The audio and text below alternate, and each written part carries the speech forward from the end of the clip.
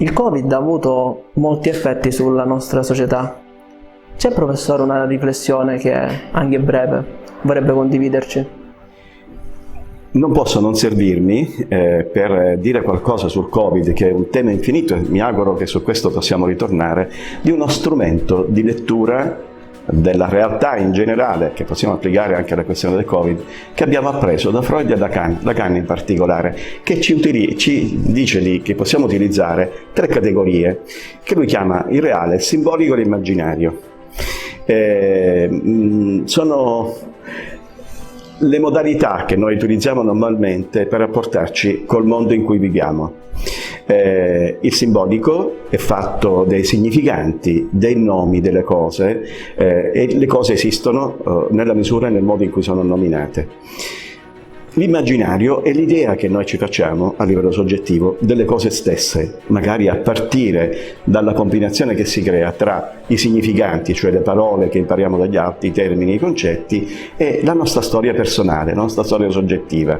Ognuno di noi intende il significato delle cose, delle parole in maniera diversa, anche se si tratta della stessa parola, per cui si producono effetti diversi in ognuno di noi, che sia il concetto di amore, che sia il concetto o la parola o il sintomo o la malattia, eccetera, che viene chiamata Covid.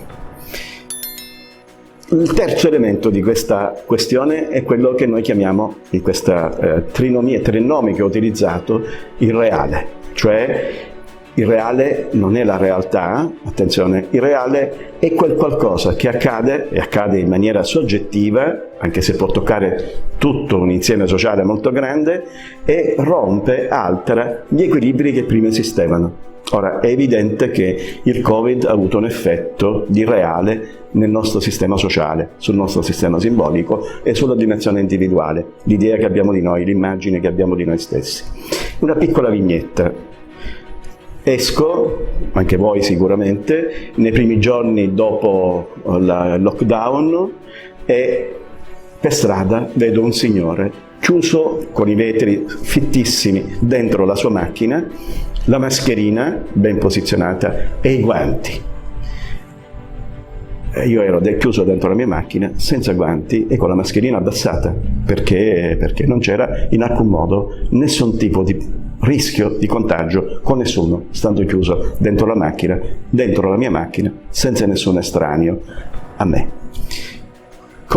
In cosa consiste la differenza tra me e questo signore? Molti di voi si potranno rivedere in questo, nell'effetto di reale, cioè di angoscia, che un qualcosa di innominato, il Covid, che nessuno ha visto se non nelle descrizioni oppure in qualche trasmissione televisiva, in qualche immagine che lo riproduce come virus, è il proprio vissuto personale. Ognuno di noi ha una risposta differente sulla questione del Covid a partire dagli effetti che si sono prodotti dentro di lui, cioè di cosa hanno toccato a livello del suo reale.